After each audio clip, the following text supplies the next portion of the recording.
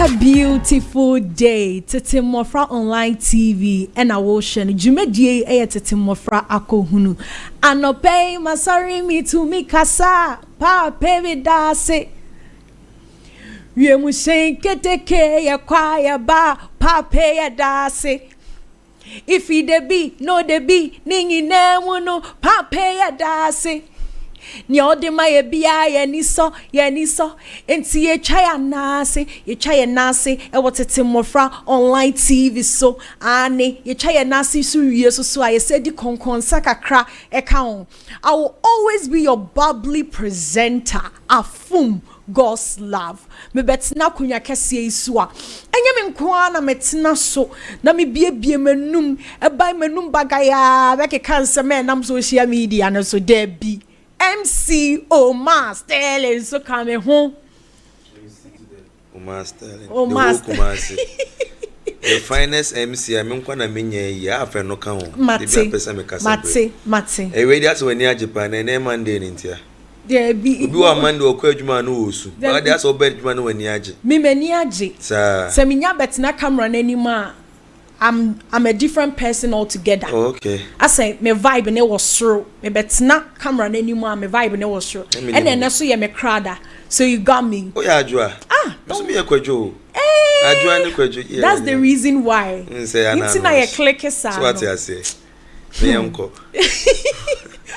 And there were two stories I be kind of first. That means say when we leave online, yenye enonko ase ye ko. Ye sa de wie ebeba beka ho. Enu nti ye na ye first story a ye ba beka ho asem e Richard ni amakwe. Ho asem ne ye ba beka. Ni nyina ne se eye ejakese a eto Kumasi edumu no. Yet mu se eye blue light boys ni bebre be kasa wo social media ne so na eno na amasikani ba ko pa me de me sha se me ete ne nka hu ni din eye hagea for real a birthday okututu sika gu ne so anya asem ketoa na afa susu ne birthday ya wayama enkrofo kasa ne birthday ne krampo de kokrampo an arrangement ye mposin TGM no o disika kese bear 500,000 Ghana cedis. Ye somebody kasa musi say ya tete. Sika ne be kasa 5 billion. Na odiama blue light for boys in say yemfen sie baby a omoton ade ne emfa mo afei so ode 1,000 bags of cement. Eso di aka hom. Enu nti ye ba be twetwe ho sra ne abasa. Afei so your next story Wendy Shea akra bia or min kan sen okọ Wendy Shea show na osa asana osa si di osi sasifa no enkrofo kasa too much na akra na wo yem panisem say akra ye dwe papa da bra akra krampo samre krampo ahoma na esen wo no bi ate akra keto si di osi nwan ni muto ne nsai die ene da bra akra ye shepan 90s bad girl trend ya buni ye ni asa wo na ba wi ase biemi enkrofo ka ho asem ama Wendy Shea so de ne nsam aba beto abefo ntentan fidie ne so eno so ye bebom ntrene ye biebie mu srene abasa ama wate ase ne ye adwen e kire yen enti ye bedi kan e wo Richard ni amakwa story ne so MC ne say Richard adi awaye because e jasheshe ne bae no me find it almost 1 month roughly almost 1 month ye hu say government abeye bibia sa me de me hu say nipa bebre ko se muntaka kwa koye mo reject ni donation say ye muntaka de na ye ka official thing be say to send your Richard ICCA so o ka so hu se obia ban anase obia ko okay nti ye befa ono ne de no say emo no de buy no mo reject nti ye no free ono ma say bia government ni in particular abasa e bia edan ni ne ewo honom na eja ne hyehye ye bebubu ni nyina agu ni aye bibi foforo me to me nya hu ya na wa hu bisa me hu bisa nti say Richard ayesa ade no den na ba wutiri o man de na minim so obeye ba no otwentwen ne o maso no wa hyeda on na minim so obeye if say birthday ko di ye me say we ni ba ansa na odi birthday na so odi birthday na say wo hye so na minim say obeye donation obeye donation problem e won say na mo reject muntaka de no boys no and na no mom any anwana no mom penitiana. Talking of money the end we've already spoken about it on the show. On my jiwe ana unse me catch you say boys no mu peska. Ebi so na esi. Oba Kumasi last weekend na oye donation. Me nyi say omo so mutikwa say bia omo nje. Ebi say eni omo na omo pe no. Eno no ye ma omo. Me say me catch you say no omo pe bibi ti say bottle cement. Omo mpe mo omo pe cement. And is caso de here 5 billion adwoa enheda nye bia ba wa try intimi mwa boys ni na ama o ma patane yi na ansa ma back but at least 5 billion good my uncle share video no emra surprised with the level of destruction I have come to see here. To be honest, I've seen images of the destruction, but seeing it in person, I'm really shocked. Clearly, a lot of work has to be done here. This will require a lot of traders and the market women here asking me to extend some level of support to them. And so that is why I've come here today to come and support in the best way that I could. And as the Honorable Minister himself said, I have come here to support you with 500,000 cedis, which is 5 billion cedis, and 1,000 bags of cement to aid the restoration of the place. And surprised with the level of destruction I have come to see. Honorable, your friends are going to be aware any rated pay a buyer. I was saying, yeah, I got to a no. Who's here? Sikasem, Ekatra, Ekaho. That's an obeying cement to Kakra. Into a buyer, no, or make available 1,000 bags of cement. I bet me a boamo. Beyond 1,000 bags of cement, no. Was there making available 500,000 Ghana cedis a year, and then 5 billion. And the Abua, Ama, Mutumandia, Mutuahano, yet media Abua, come and support in the best way that I could. And as the Honorable Minister himself said, I have come here to support you with 500,000 Ghana cedis, which is 5 billion cedis, and 1,000 bags of cement to aid the restoration of the place. Thank you.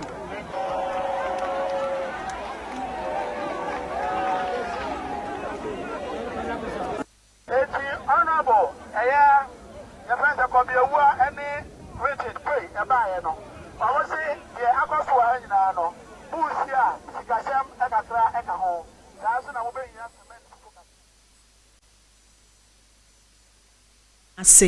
now, to me, when I saw the video, I think say me when you say Richard our political ambition be. Really? Yes. This me who is how? Me who is how? Okay.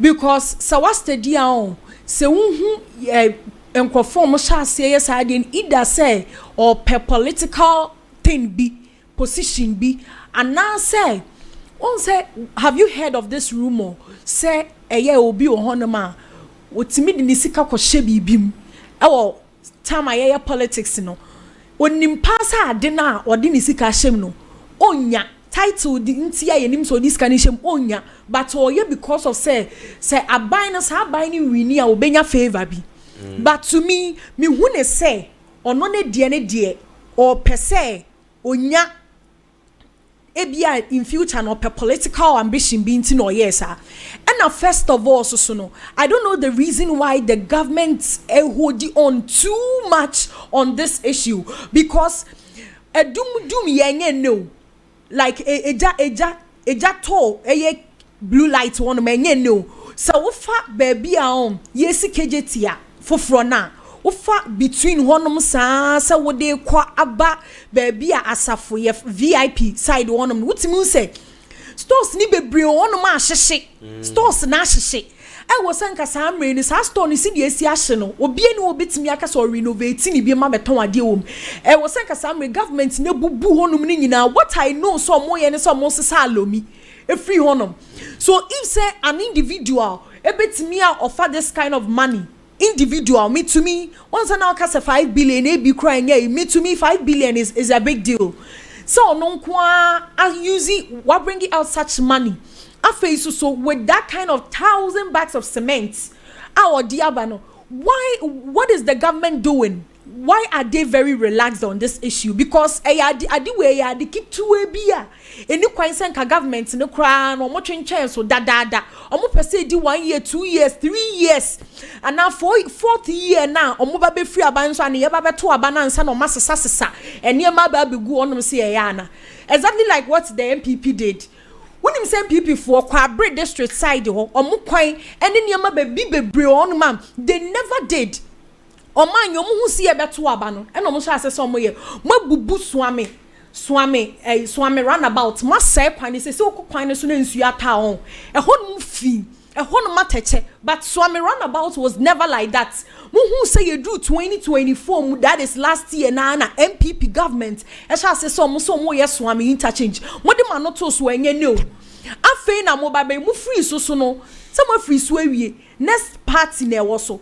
But one thing that I appreciate about this NDC party is say once most of the times no be who no say obi she adwuma say obeba na adwuma no ya stop no but me who say still na adwuma ye den e koso wo no enti how come say an individual betimi donate this kind of money and the government are not able to do anything for blue light boys? That is my worry here. Why can't they do anything? Well, baby, a video yeah, that's we baby on Crawford in our story building one and you can never renovate it for it to be okay. A one I what to say a dining in a bubu. A dining bubu. Why are the government like what are they doing? Why are they always like as omu feel say omu you okay be they are always relaxed, everything is okay to them, everything is fine, and I will always congratulate this Ashanti region minister Dr. Frank Akohunu. This man, I just love him or devoting him, but I think the government is not helping him. What is the government doing? This party say me NDC any MPP from both parties none of them omo be anyone ma omo join government ni wo be anyone earthquake esisi ye hu other countries are on and near maybe to me see instantly within a week you can see set things are working there. Obi a eja to blue lights ko 1 month ni de bia be hu na alomika na so ni etwe alomiko and one day me nam kromu niameti ye ni so mo se alumino enye individual people no mo esesa ko mo se alumino I don't know government ne na esesa de ako so that na ye ko 1 month ni government ne mama ye hwe enti se mi bisa me hu se on sa bags 10,000 bags of cement no aye dia ba be go government ne hwa sa cement ni ngu na ense wonim sa cement essay nti so kan de bes essay into engu honomo sana say, and that's 500,000, that is 5 billion. What are they going to use it for? Because 5 billion as you say Richard Diabana ain't mean and occupy BBA, but the government can add up to support them. And Messate Crumposi as a baby a washing on one casa de umbrella a year Jumani a palm of Murphy say they shouldn't sell there. And it's not a good idea. Good. Why like not? It's not good. Where should they go? And he found a so if said they won't stay at home, and they feel like using umbrella to sell is okay. That's what feeds them. God's love, you know something. As same way, you know, abroad and okay government as ma ana me ni problem say o ba by na chi so mo nyanya maybe say o ba time. Ana Ghana for no ya adwen no so ka ho. Ebia ne say o ka say o mo the umbrellas ana mo wa say no mo ton yoma. At same way see to was a bibia it could take almost by 3 months and second be on the salumina walking in every one. You see that Tetemmofra the God's love building a share no and just small project no more than 2 days and 3 days a better project no. A dream say a general crator not fire service going up point in Roman Kodumjano. If it's a settlement in it, we know how we fire service no fine. Onya baby and farm Kodumjano. Enti se bibi se yesi enka se ye de ba bibi se yesi a e wo sa ban ne hye no drop plan ye se bi kwa bibi sa gbesi biem kwa fire service car no e be fa ni se na ko peni se dum jana na easy we ye ko fa zu ayi for kayo ye for no ko say so be dum jana ma men ka sem che minim sikani bia minim sikani bi o de 1 month apeja story building say yesi wo that is money. The government is having money. Like the government is having money. And ko baby pa kon say, "Ya aban for the sikani na me blue lights." no one yes build the so do you think say obi wagana ha on sa blue light baby e ho ahia ye ka say nipa ba ko can do it minka say is come on the can dey because despite and say Richard no obetimi aye sa project no obetimi easy man no birthday record we na project we but was aban bem ono emu no dey boa minka Richard asemo my problem here is how our government now very relaxed on this issue. Relaxed. How? They are planning. Omo bibia na yemfa and they say what is here say edumashi God's love edumashi ntino yemfa yama ye ho 1 month yemfa nya aduma basabasa dey be enyi bibia na say wo ka say obi ton ade wa umbrella so asemasi yemfa say wo wabo apatafia bi wo baby asem ni si ye no oh asem si yes asemasi ene won twu nyoma ni nkosei ni yen clear hansi ya ebe ya asem they say oh pamo na menko he de bia na mo ye tu yes kana ma me dabre ye ba na mo pamo ye say yen skent ebe ne ma be edin aban me say edin nipa na adwen kra na so be cast ma up to be binitrim say maje to me tweme nyoma akọ ha na edin de bia de say de aba police and soldiers need they go almost and it's not right tell musa say asem na can I right and you right say baby asemasi wa onim say ahashi wo de ade na wo ton won nwene won kwa won say bibi betimi ato e wo say yimu nyina mu free ho ni e clear ho kama ni esiesie ho no mo for plan say first time no say na see fire service anya kwan enrem am penetrate an kodum ja no enti ye planning ni yie yi ya kwan tum say de be ya bibi say si a o medum ja ni easy we say nka dum say de ho si aye no anka kwan de man ka kraman for kwa source en shisa Oma, let me tell you one thing. Say government kasombeye bibia on. So are you taking 1 month to draw a plan? So would they maybe we bema architects for ababe draw a plan, a proper plan for blue light boys. 2 senka that 1 month no what blue lights edum yewie and wako order. Even yesterday I was passing by. Baby a washing nyina no sa building ha nyina e washing nyina ye two medan na ye two of which sank e ko 1 month ni e bi krampa aluminum ye was sa dan ni no omobubuam ye hu say seriousness I'm London seriousness be but this one the building is still there that building is still there and are you taking alomi for what like for 1 month more than 1 month and what do you want them to do? Is it because of seeing a mama may humanity and on the diana when who say on Timen Kobo it's also the umbrella think twice about it. Say these people nobody umbrella. This is one more like these people no more the umbrella is one more. You need to understand. Say some of them own some shops. Blue lights. There are some people they pay them. Some people got bent and they are suffering. So what do you want them to do? God's love. So who government they should sit down and say they won't go there and do anything. If somebody to me, do you know say even them they are risking their life? Do you know they are risking their life? They are doing that. So what is the government doing? What take it maybe let me land. What take it close to a month without doing anything? I was saying Kasamri 1 month and I say 2 weeks near dear doom Johnny Nani who say okay sad dining in Anna yent me renovating young bunning na near Yanni Dio say Daniel I heard they say as a penny be a waha say so a building be woman a horse swashy Nina I was saying you bunning na near who say a hot cramp no catch said they shouldn't come there to sell what they understand because they know that the government is doing something of which they need to have time for them. So right now this money 500,000 that is 5 billion now ya donate Yama blue light boys with 10,000 bags of cement. No, what is the government going to use this for? Yentia say na Ghana ambulance na feni at the famo Ghana ambulance and na do Echechama district. Maybe listen, Yentia hano mocheche yo mocha say omoche ambulance ni di jimo na ambulance Ghana government dia ba say yemfanko hospital sectors ni yemfanye adwuma no ni the ambulance ni yimo. Yes, what can see a bit chimako bear 1 year near we cement and some person cement and saying you say yes, you cannot Richard at a 1 month cement and a best say scanners you when they beg God's love. God's love. Me. And my own the Musi Hunyaman a different.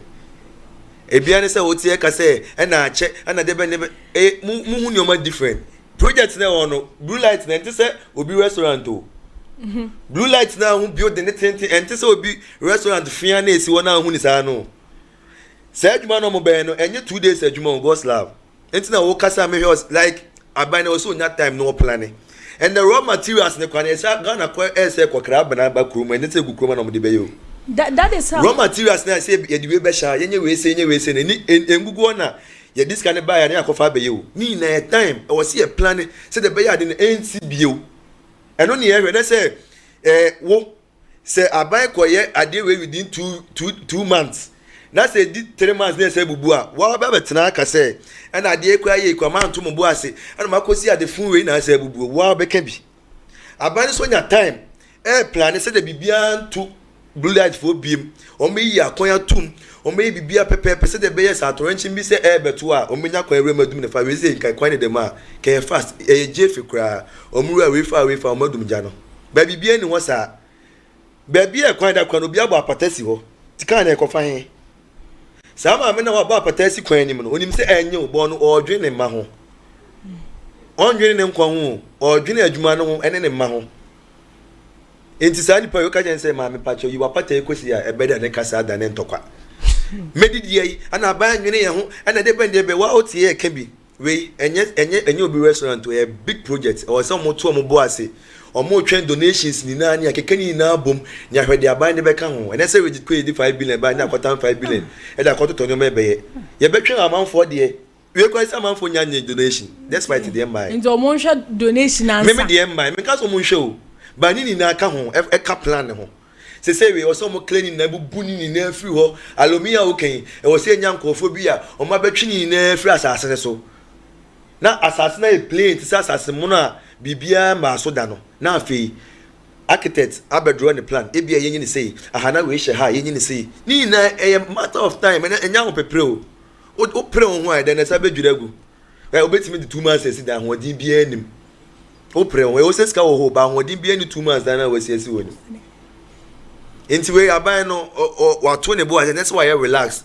or plan plan ye pray ho nya ne oma or pray ne ho ya wa ba betena ka say aban na anye ni episode 2 months when na project only 2 months project wa ba beka enti ade enti no wa relax plan ya wo say ka say onye hwe to me the government is not doing things that I think say was say I was by this time no aluminum asewi was dining nyina bi won hon ma de can't innovate ni nyina o de bi enye say statement grandpa o make you siane I was say government ne a change donation that means government no mo make good plans enye say me ma dream na me ka say it could be say o mo change donations ebeba ebia that's why the 10 million ebeba we so the year but ebia na ehun say bia project ni na donation enya ebia we say 300 billion ebia buy the 100 billion ka ho ti 100 billion 400 billion no ebia project ni dey ba abaye enya pepre when say rich daye 5 billion wodi kanti no ni yakototo enema bi go say 5 billion e di be bibi ti say odu 5 ode em as the 5 billion no to foundation a it's ka be na de beto aso ni na o say o transfer plan aban bro aban so bit wo kwala say come na o say aban na nkoto de ma wondi this year yentia na is it makola o sekantamanto eshe right one puntu obi was a case nesi one puntu obi was so me say me hu hwe me wa ha na eyi adum chedua ankasa donate sofo no sofo no ankasa donate ska e ma ne church members a no mo ye adwuma e wo honom individual more than the money that Richard offer. More than 5 billion. 5 billion to is it almost best 15 billion to ne church members are mo ye adwuma wo market wonom and besi ne no individuals na bia na pesi sika bia mu start wo business then a government na here for now 15 billion now can I didn't buy for anya bibi enso the best one get the buy no one farm massa buy no what the ma ono ne church members na omo sa market wo bia mo ye adwuma I didn't na wanya mo mu na ne church members and so join the members or join the members when the entity na was members on say individually no so join the members but o expect say abanye so say obedru enye easy o God's life enye project enye easy o sometimes you favor government ni too much. You favor obia. You favor government. You favor obia God's love. Why do you not watch it? Yes, can be my main can use then. Why do you not watch it? Obi so ka obi to be a different story. Say the all can enye no kwe. Well, and see that is the story a war Kumasi Edum Blue Light. Aha any of this story no ebesi bibinti ye betwa ye ho sema ye de ne aka nyina ebetoa mo